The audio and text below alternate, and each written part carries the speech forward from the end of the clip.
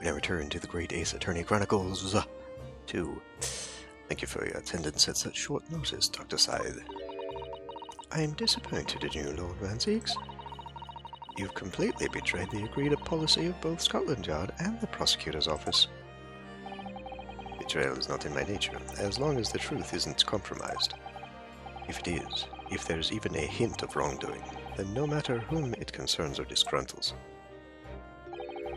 I will pursue the matter to the bitter end, as would any prosecutor worth his salt.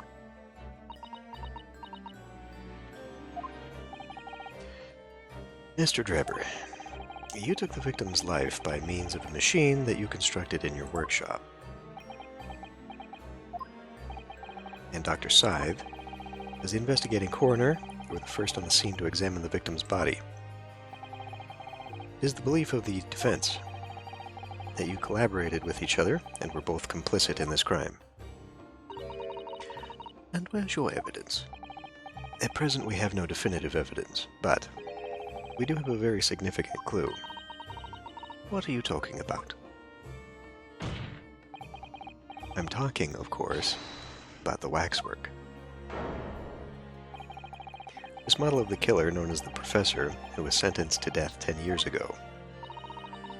You don't need to tell me. I witnessed the man's execution with my own eyes, and officially pronounced him dead. That remains to be seen. Is that so? According to newspaper reports from the time on the night following his execution, the killer came back to life. Don't waste my time. And the sole witness to that mysterious event was you, Mr. Drebber, wasn't it? If what you saw in the graveyard that night 10 years ago wasn't some chilling fiction, but reality, it would make you privy to a very great secret of Dr. Scythe's. A secret so profound it could compel the coroner to agree to collaborate in your evil scheme, in fact. Mr. Drebber, tell the court. Tell everyone the truth of what you saw that night in Lowgate Cemetery. So he was the student who saw it? You can see the resemblance, actually, can't you? I mean, the eye is the big giveaway. Surely he's not going to believe that we really saw, especially not after all these years. He was a research student at the University of London, wasn't he? And a bit too clever for his own good, if you ask me.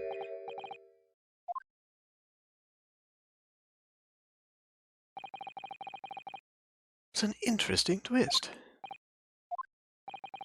When, at the time, not one person would take me seriously. Yet now here we are, 10 years later, and suddenly my story matters. And in a court of law, too.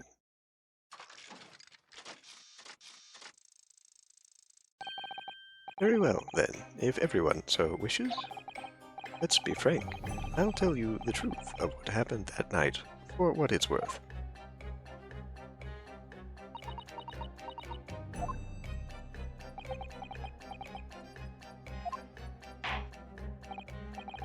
So, Mr. Drebber, your testimony, please, about the events of that night 10 years ago.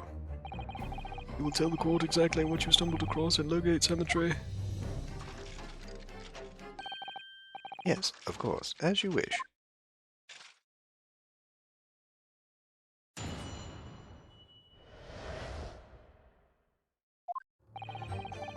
The reason I was in Lowgate Cemetery at all 10 years ago was for a spot of moonlighting, shall we say. Moonlighting.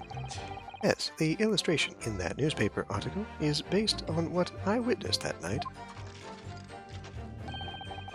But thinking back now, I realize that I never actually saw the professor. Soon afterwards, I was visited by a young woman who sculpted a model of me from wax. Then I gave up on my dream of becoming a scientist, and it was all because of that newspaper article.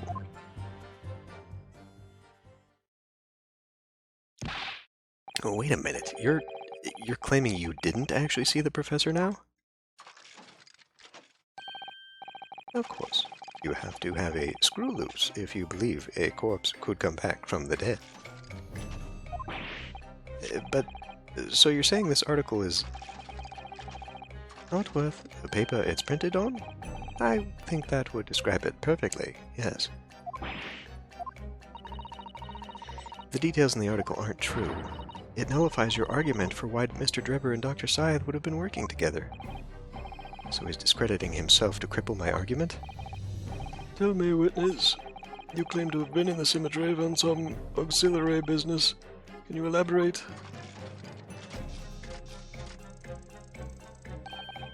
That's right, grave robbing, to be precise. As you know, Lowgate Cemetery is at the rear of Barclay Prison. So, among students at the university, it had a reputation for being haunted by the ghosts of condemned convicts. Grave robbing, you say? Yes, exhuming fresh corpses to sell is reasonably lucrative. Of course, I never laid a finger on any valuables buried with the dead. So you were one of the so-called resurrectionists, a particularly unpleasant scourge on society. Actually, my fellows and I went by another name, the Repurposers. That is quite beyond the pale. You would invite divine retribution, sir. Yes, well, I think I suffered retribution enough. The Daily Circus eventually unearthed my name and put it in print. It caused me a great many headaches. In the end, I had to leave the university. That was the only paper with a bad grace to identify me unambiguously, I might add. I see. Out of interest, who drew the illustration for this article? Ah, yes, that was the reporter who exposed me. He sketched that right in front of me as I described the scene. Obviously, as time ticked on, I bitterly regretted what I'd done, claiming to have seen something I never truly saw. Foolish. Very foolish. Well, counsel for the defense, may proceed to the cross-examination now. At once, my lord. The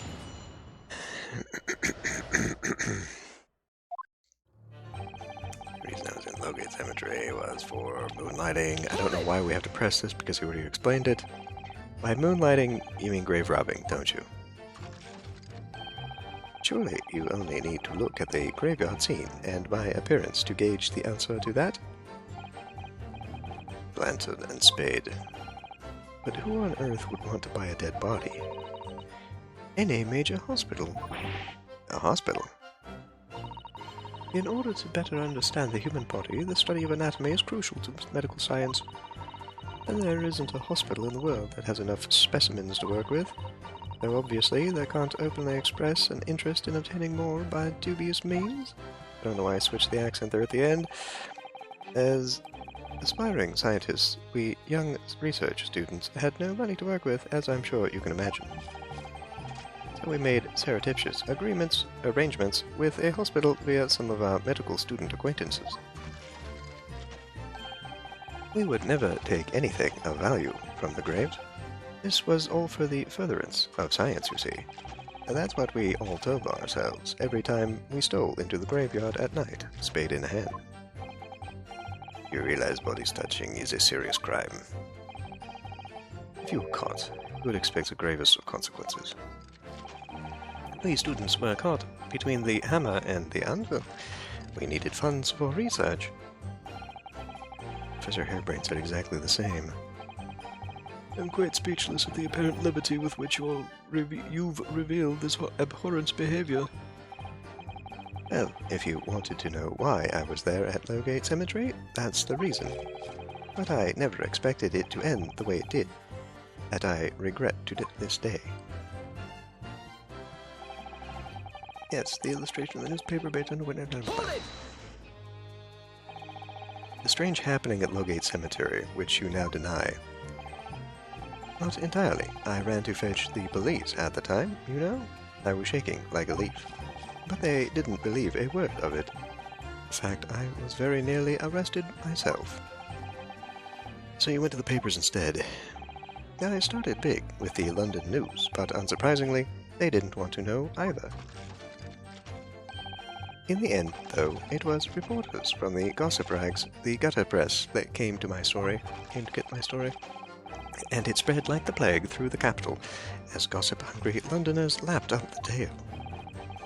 The story was in every single paper at the time, with the exception of some broadsheets.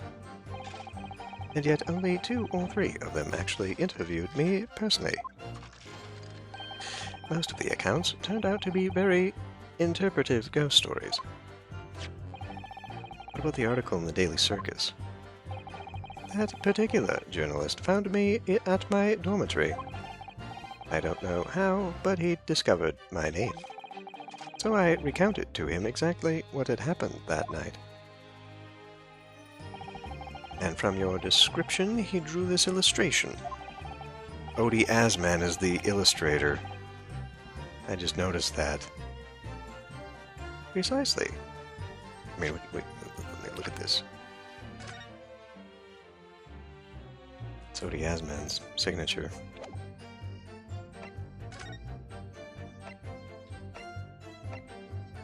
Yeah.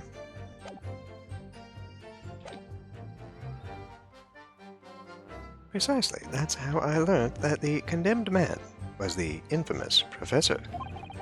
Because the reporter told me so. I had no idea myself, you see. So, what are we assuming now, then? That the journalist reporter...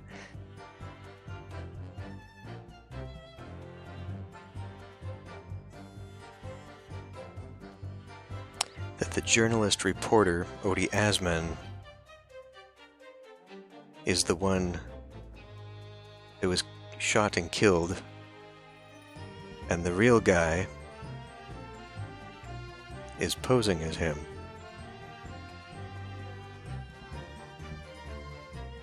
Anyway, I don't know. Newspaper reporters want to snoop around in matters that don't concern them. So the scene portrayed in the illustration is accurate, then? Well,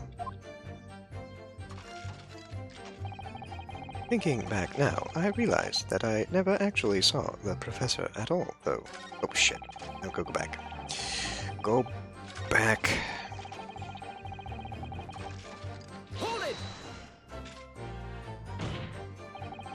What are you talking about? I think I explained already, didn't I? Lowgate Cemetery is at the rear of Berkeley Prison, so it was renowned among us students as the university for being haunted by ghosts of condemned convicts. For some absurd reason, I was scared of the graveyard at night, and as a result, only too willing to believe that nonsense about the dead coming back to life. But you said you actually saw it. I said what I'd seen in my mind's eye. After all, resurrection is impossible, isn't it? You would have to be unhinged to think otherwise. Unless, of course, you have some evidence that proves I encountered the professor that night? Oh, well, I mean... Newspaper article recounting the eyewitness to the alleged professor. Behind the prison, found the young man who witnessed the verge of shrieking. When in the second, a gunshot rang out from behind. The bullet pierced the resurrected man's chest. University experience was Enoch Draper disciple. Okay, I mean, the bullet wound thing, I would think, would kind of help.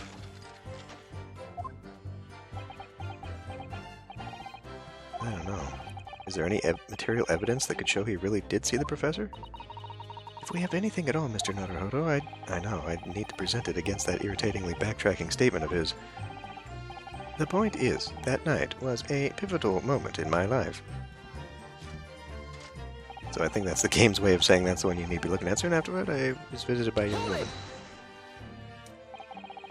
That young woman being Madame Tuspels, of course. Precisely. I must say, I didn't expect to run into her again like this 10 years later. Jeez. As I have explained, I went by the name published in the article and... Jesus. Sorry, I don't have any water with me. I just realized I found a man. Yes, the article in the Daily Circus, I think you said. I was a poor student with barely a penny to my name at the time. And the young lady put £5 in front of me.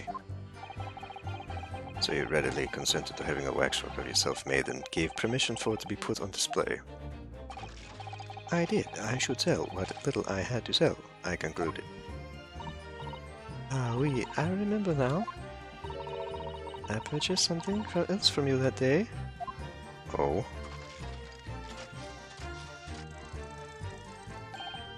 Did you? I can't say I remember.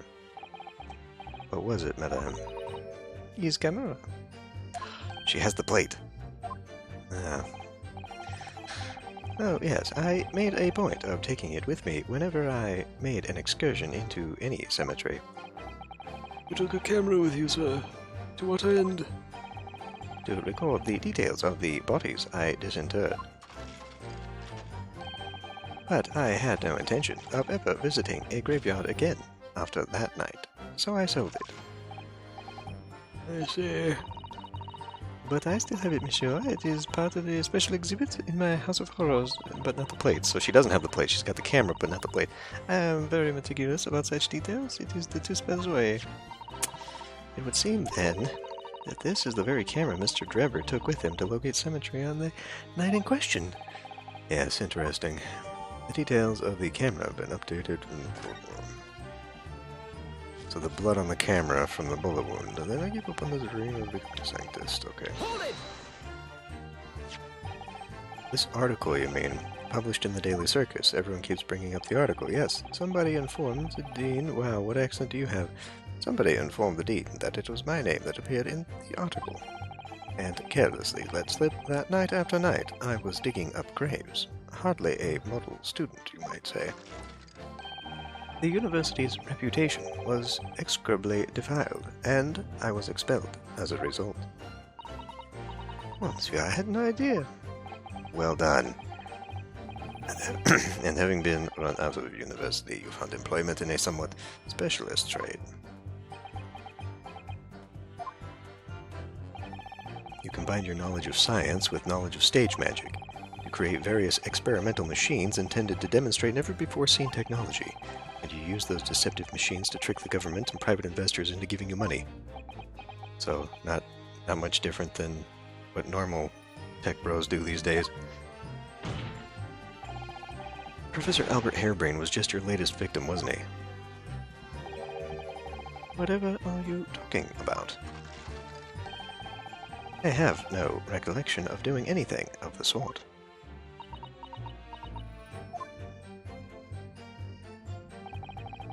What's Drebber up to? Why would he suddenly change his tune and recant his claim? I wonder if perhaps it's because his circumstances have changed now. What circumstances? Well, if he admits to having seen the professor emerging alive from his grave 10 years ago, it will expose a secret in Dr. Scythe's past that she would desperately want to hide. Yes, of course. If Drebber and Dr. Scythe are working together now, then if Drebber were to betray her, there would be no reason for her to continue to cooperate. In that case, there's only one way around it. I'll have to prove he really did see it. Prove he really did see the professor's corpse coming back from the dead as he originally claimed. Yes, Mr. Naruhodo, exactly. Okay.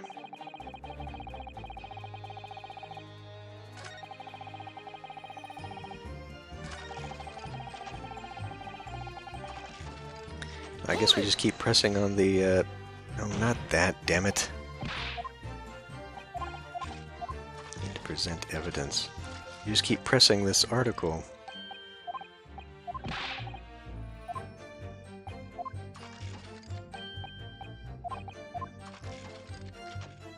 What about the gunshot? What about the blood on the camera? Where'd that all come from if you didn't see anything?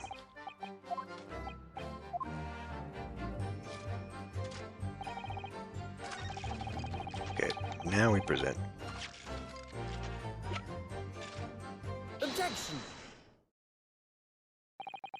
Sorry, Mr. Drebber, but I don't believe that.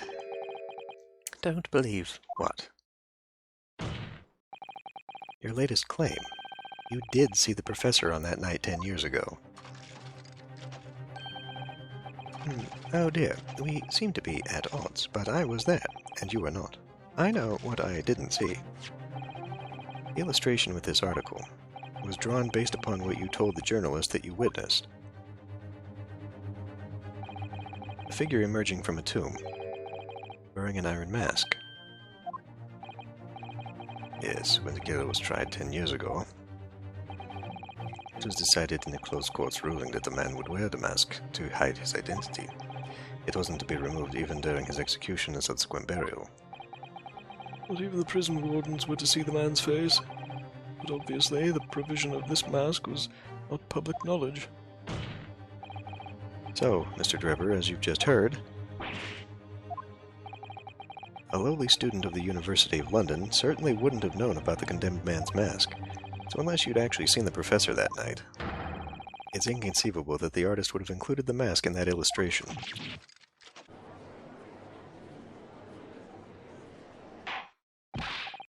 Order. Well, Mr. Drebber.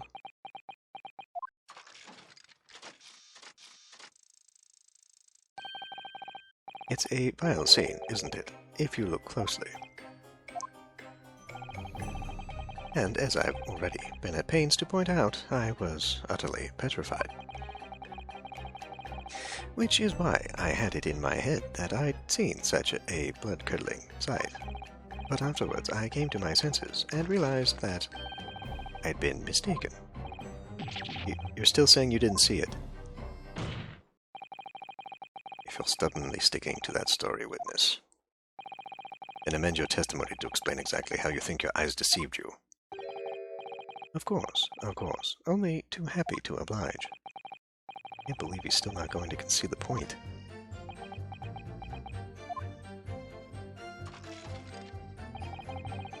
What I, in fact, witnessed was a fellow grave robber at work. Hold it! A fellow grave robber? What are you talking about? Well, I wasn't the only one busy in the cemetery that night, you know. Other body snatchers were at work. I think he did mention this before. Of course, when I saw one emerging from the hole he dug, my heart very nearly stopped. So that's the terrifying sight I actually saw, you see. You're claiming it was just another student on equally insalubrious business as yourself. Many of the medical students would wear metal masks to protect them from bacteria during dissections. Clearly, the fellow was using such a mask to protect his anonymity, wouldn't you say? Objection! But there's more to the story, isn't there? The article goes on to say, in the next second, a gunshot rang out suddenly from behind. The bullet pierced the resurrected man's chest, whose breath then stilled once more. You might assume that the sexton discovered the miscreants at work, perhaps, and fired upon one of them. If a gravedigger had shot someone in the cemetery, I think it might have been rather big news, my lord. Yes, well. I can only assume it was an embellishment bolted on later by the reporter. Excuse me! But empty spells. Don't take it out on Mr. Sholmes. Oh la la, pardon. I was lost in my thoughts. Would it be fair to say that Mr. Drebber's last remark was significant to you in some way? I thought it was a little strange, that is all. Monsieur Drebber would claim this now? If you don't mind me saying, madame, what are you talking about? Well, when I met you 10 years ago at your university dormitory, you recounted to me about your adventures in the cemetery, no? Including the gunshot. You might want to watch your tongue, you know. Objection! Have a care, Drebber. That's no way to speak to a lady. Please, Madame Dispels, carry on. Of course.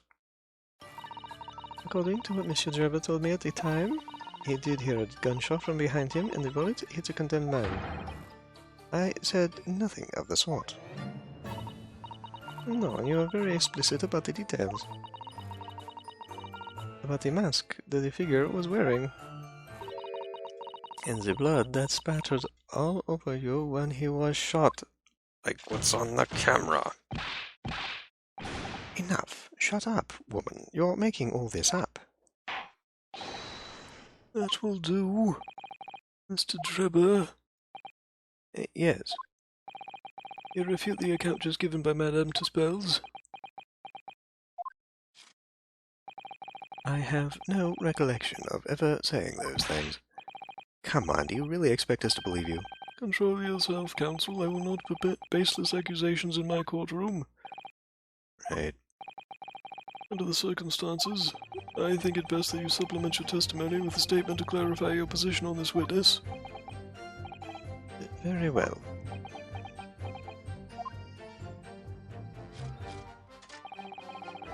There was no gunshot from behind me at all, nor any spattering blood. Hold it! Well, we don't believe that, do we? Yet Madame Tuspels has testified that you told her about both of those details. Not true. I said nothing of the sort. 10 years have passed. Without material evidence to the contrary, you have no grounds on which to question the witness's word. Okay, but tell me, Madame Tuspels, oui? What exactly did Mr. Drebber say about the blood that apparently spattered on him? Hello, this is what he told me. All of a sudden, he heard a very loud gunshot from behind his back. The bullet hit a figure who was emerging from the tomb in the middle of the chest, in his heart. One dreadful sight after another. And since Mr. Drebber was at the time facing towards the condemned man, the blood sprayed from the wound and spattered on his body. That is what he told me. So, not an experience you would ever forget, is it? Precisely. And I didn't forget, because, as I've already said, it never happened, in the first place. He's clearly lying. If only I had some evidence to prove it. We can't let him win, Mr. Naruhodo. So we mustn't overlook a single detail, no matter how small. Yes, well, we can do this.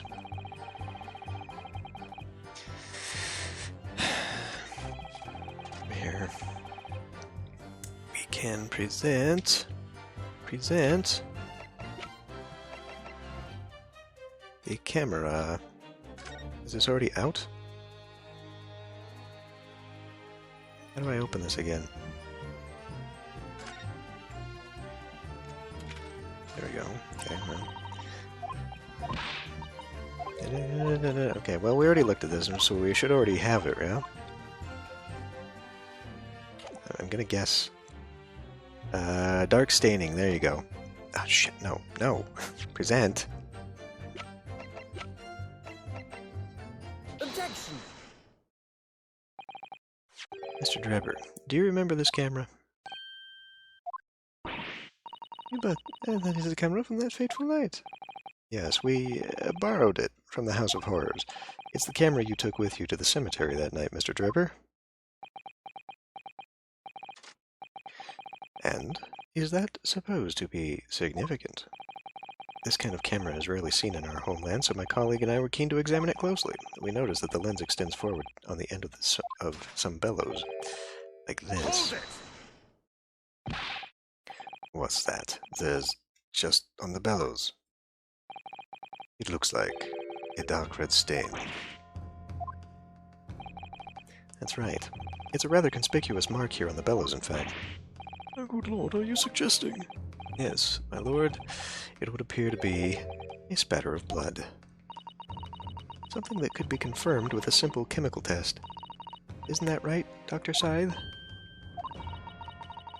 It would be difficult to determine if it was human blood and not the blood of some animal. But yes, to test whether or not it's blood at all is simple enough. I propose that Madame Tuspel's testimony was correct, and that on the night in question 10 years ago, you were spattered with blood from the gunshot wound. Well, aye. And that furthermore, you really did witness the condemned professor emerging from his tomb.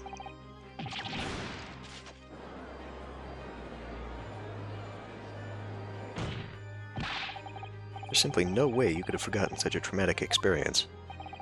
In other words, the only explanation is that you're trying to hide the fact that you saw the professor that night. Objection! But why? Why would he want to do that? Well, not for his own gain, it would seem. But whose then? Who could benefit? Mr. Drebber is obviously lying in order to protect somebody. Oh my goodness, he's shielding someone. Yes, my lord. Clearly, it's someone who doesn't want the truth about the professors coming back to life to be exposed. Well, Counsel, who is it then? Who is that witness trying to protect by lying about what he saw that night? Take that! The obvious answer is Dr. Scythe. Scythe. Whatever do you mean? Imagine if the convict who'd been sentenced to death was not in fact killed. Imagine if that was to come to light. What are you insinuating? But imagine if the convict in question was the country's most hated mass murderer. If it was the professor. That would be an unprecedented scandal. Objection! This is beyond a joke. Need I point out that the dead cannot come back to life? And what you're suggesting would mean that the execution never actually happened. Yes, that's exactly what it would mean. Objection! Once a man is sent to the gallows, he hangs. No one could escape, not in Great Britain. Objection! You've never heard of Jack Sparrow, but the fact is, there was a witness to the fact that the man did escape his hanging. If that were really true, Counsel, the implications of misconduct would not stop at the supervising coroner. It would taint the honor of the entire judiciary from the ground up. And it's exactly because of those monumental repercussions that Dr. Scythe would consent to any demand made of her by someone who threatened to expose the secret. But even if that meant being complicit in a crime, even if there's no but in there. You mean... I mean that Dr. Scythe wasn't collaborating on Mr. Drebber's wicked scheme. She was coerced into collaborating in order to protect her decade-old secret. She switched the dead body of Mr. Asman with the waxwork model and fabricated the autopsy report.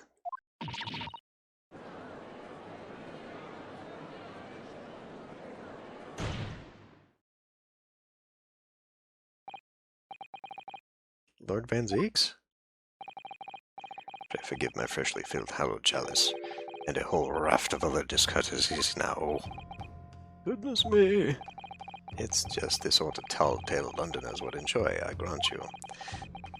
An executed killer rising from the dead, a Scotland Yard cover-up, a conspiracy at the highest levels. So let me ask you one thing. What's that?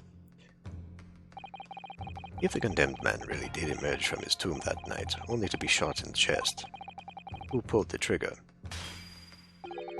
and disposed of him forever? Well, I have no idea at the moment. We have too little information to work that out at present, I think. I couldn't agree more. Old Bailey is no place for wild fantasies. Well... And have you considered this, my learned Nipponese friend? Considered what? Do you realize just what a dangerous endeavor it would be to coerce this woman into such criminal activity? It's tantamount to declaring war on the entire British police force and judiciary. Right. Hard to imagine any sum of money being offered for research could warrant it. To rely on some stage deception when so much is at stake would be madness. Well, I suppose. And this was no petty crime either. The victim was murdered. A man who'd already invested money in the venture and would be instrumental in future profits too. Yes, I had no reason to kill Mr. Asman at all. Or are you forgetting that his death results in me receiving not a single penny? The court is already aware of the contract between myself and the victim, no? There is the contract, that's very true. The motive for the case runs deep, though. I can feel it. It's very, I mean, if you pay attention, we've already made the connection between the newspaper and the signature on that contract, but it's kind of a hint by the game right there, being like, oh yeah, why don't you look at the contract? Using threats to force the head of the forensic investigation team to cooperate is extreme, especially for a government grant he had no guarantee of receiving in the first place. If the research grant was the aim, taking Mr. Asman's life would have made no sense anyway, which means Mr. Drebber's motive wasn't money at all. He was just trying to kill Mr. Asman. But why? What was his motive then? Your time is up, my learned friend. I'd saved one last chance before the jury loses their patience with this charade. See if you can back up your heady proposal, shall we? How do you explain why this engineer would throw all caution to the wind and threaten his own country? At this point, I'm not prepared to listen to more of this outlandish conjecture without proof. So, counsel, present your evidence. All right. Who exactly was Mr. Asman to Drebber?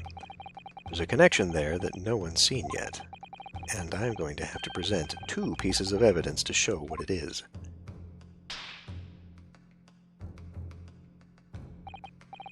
Yes, my lord.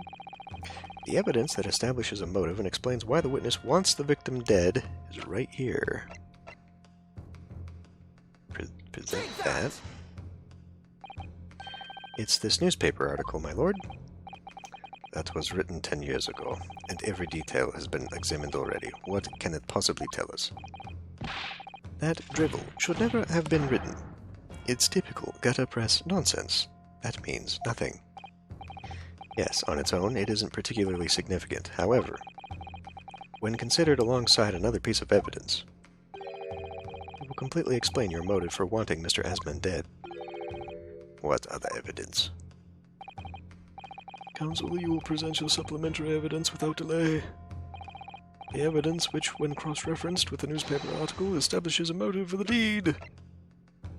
Take that! This contract, my lord, Mr. Drebber. This is the contract you signed with Mr. Asman. Yes, that's right. The very document, in fact. That proves I had no reason to kill the man. No, I'm afraid not. What? There's something very significant that this newspaper article and the contract have in common. Really? And it's that common link. It shows very clearly why you were determined to kill Mr. Asman.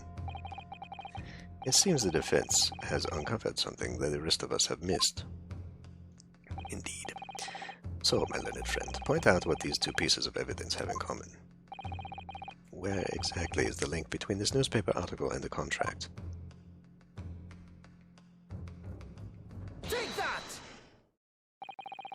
What these 2 pieces of evidence have in common is a signature. A signature? The signature on the illustration that accompanies the 10-year-old article and the signature on the contract belong to the same person. Nani? As the court has heard, this illustration was drawn 10 years ago by the newspaper reporter who found Mr. Drebber and interviewed him about his ordeal. If you look closely, the reporter's signature can be seen in the bottom right corner of the drawing. And if you look at the contract here, which was signed between the witness and the victim last year, you can clearly see Mr. Asman's signature at the bottom. I can see now. Good lord, yes, they're identical. In short, the journalist who drew the illustration and wrote the article published about Mr. Drebber 10 years ago was the victim of this case, Mr. Asman.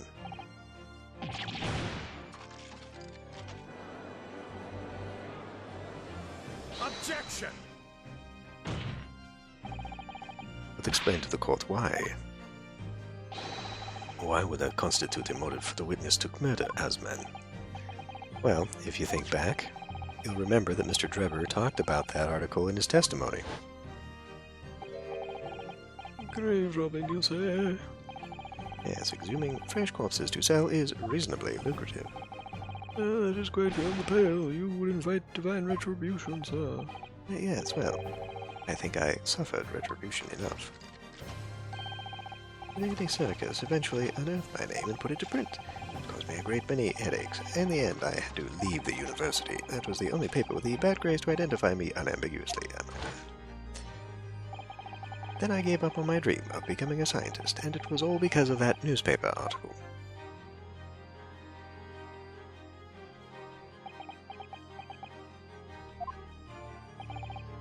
At the time, you were a student of the University of London who dreamt of becoming a scientist.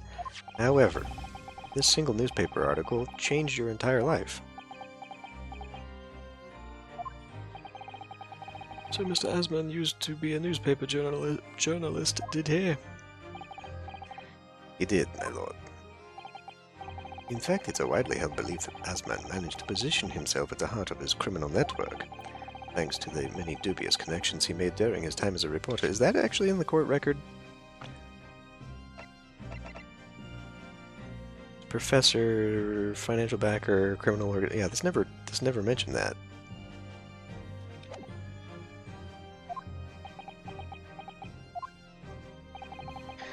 So you had to give up on your dream and leave university.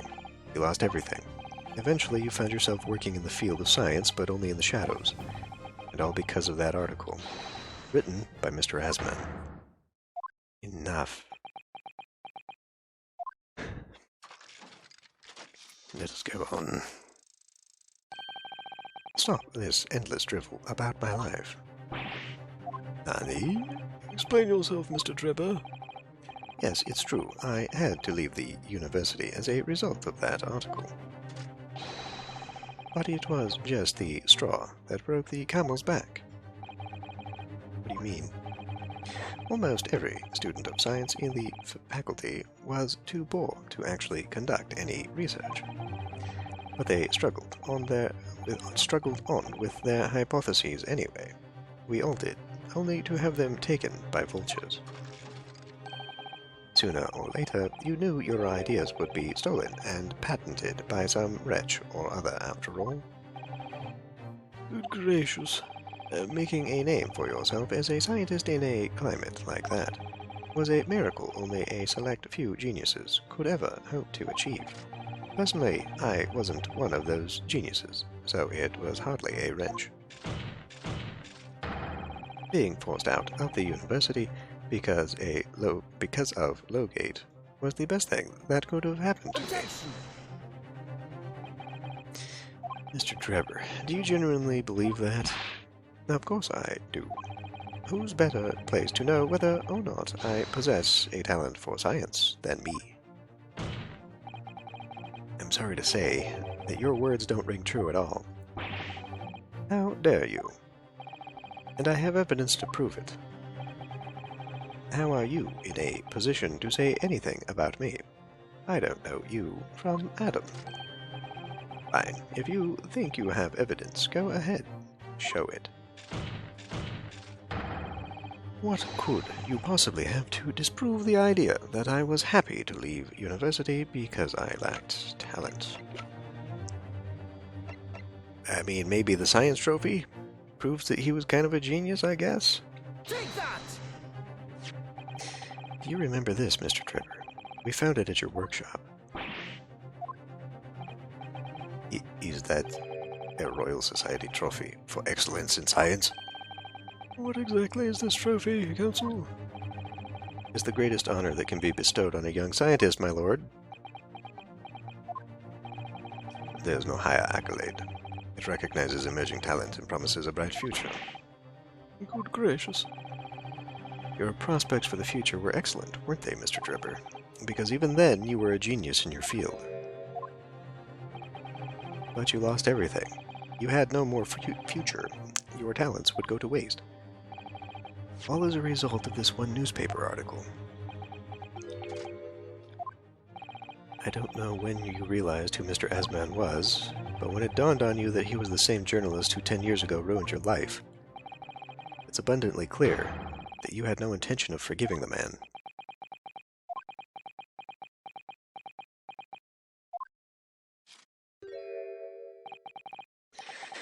The truth is,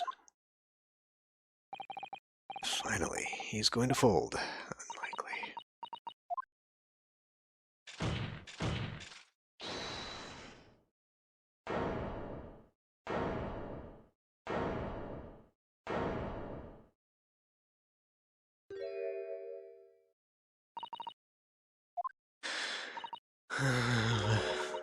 Fine. Clearly, this has run its course now. What? I admitted. All of it. Nani? What are you doing? It's exactly as the Japanese man said. I was coerced into going along with this man's plot to murder the victim. She's blaming him. Clearly there's more to it than that, but she's like, oh yes, this is exactly what happened. She's throwing him under the bus. On the condition that he kept my dirty secret from 10 years ago. No. Good lord. Dr. Sai, do you realize what you're saying, woman? It's all true. That day, when I arrived at the Crystal Tower and saw the birdcage, my heart nearly stopped beating.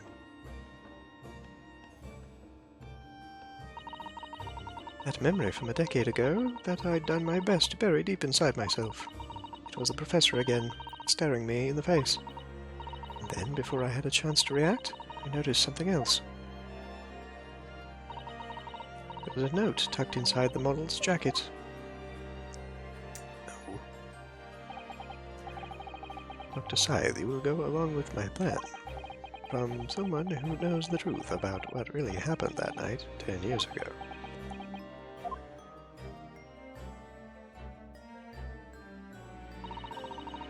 All the instructions were there in the note. Every detail was meticulously written out.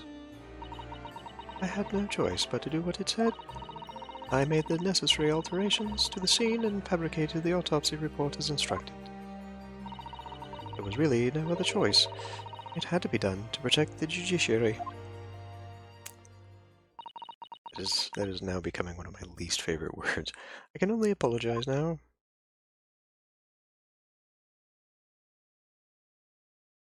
There's more to this. There's more to this. Why on earth would you buckle now? Well, there's no point trying to hide it anymore, is there? I would have done anything to stop it coming out, even collaborate in a murder. The great lie about that execution 10 years ago has been exposed. Whatever happens, I'm finished. So then, Mr. Trevor, what do you say to that? Your accomplice has admitted everything. Surely, it goes without saying. You admit your part in it too, then? I admit nothing. At all. Do I? Have you forgotten that the kinesis machine was ripped to shreds by an explosion? Short of me admitting to a crime, there's really no possible way for you to prove I did anything wrong. Just open the damn... Open the damn mask! I mean, that block is surely gone now. If she's admitted that, yes, okay, this is actually what happened, then now we can just... Now we can open the mask, yeah? Order, order. Whatever this man says, I admit everything. He threatened to expose my secret, so I went along with his plan. And Lord Van Zeeks? Yes. I hope you'll accept my apologies. What happens next is in your hands, of course. She's passing the buck. I've heard more than enough now. I hereby present the final findings of this court.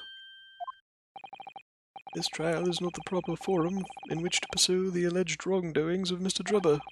The defendant is Professor Albert Harebrain. Very true. It had slipped my mind. Isn't he one of your closest friends? As the court has heard, Dr. Scythe has admitted to the allegations brought by the defense, thereby absolving the defendant of any possible guilt. You mean... At the present time, it is the conclusion of this court that the defendant was not involved in any wrongdoing. Does the prosecution have any objection?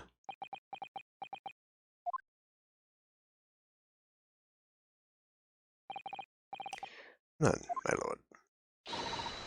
Oh, congratulations, Mr. Naruhodo. You've proven Professor Harebrain's innocence. Without further ado, then, the adjudication. Unless the prosecution or defense have other matters to discuss.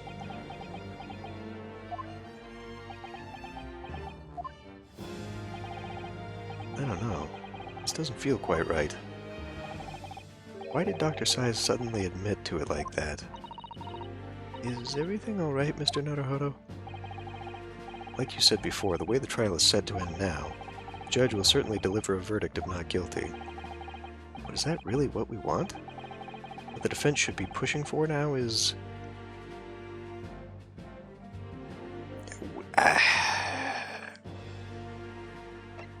Well, I mean, since the game is actually saying, hey, wait a minute, buddy, obviously we've got to keep going, yeah?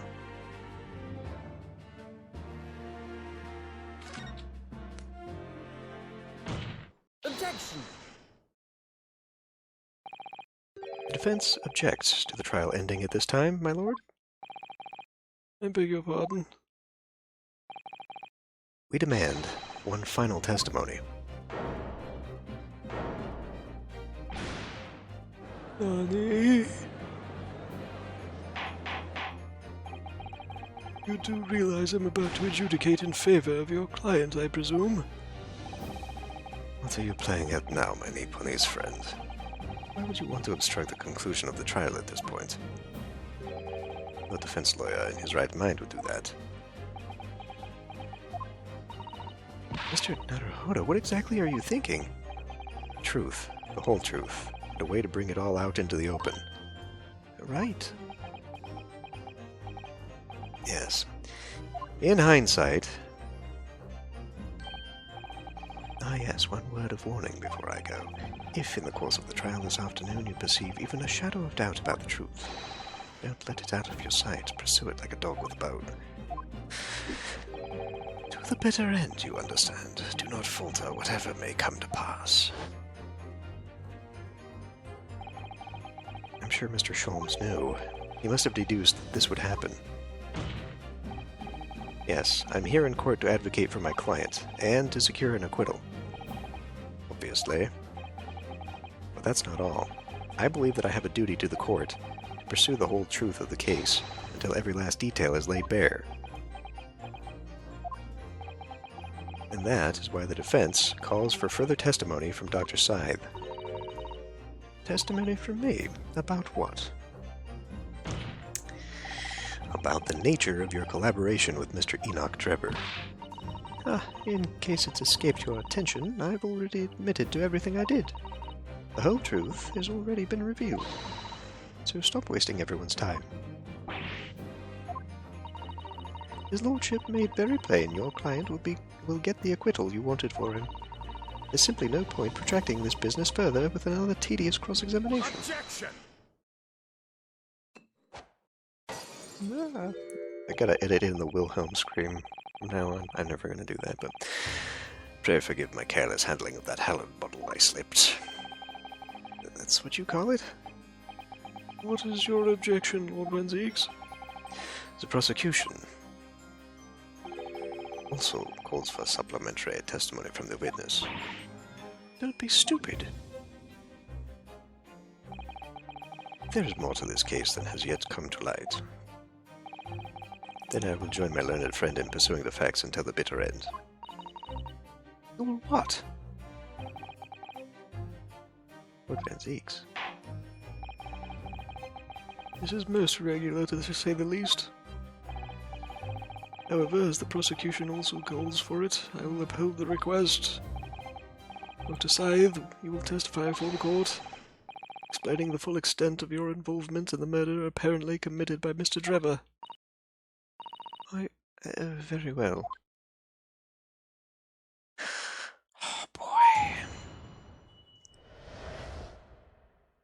Well, we'll have to pick this up next time.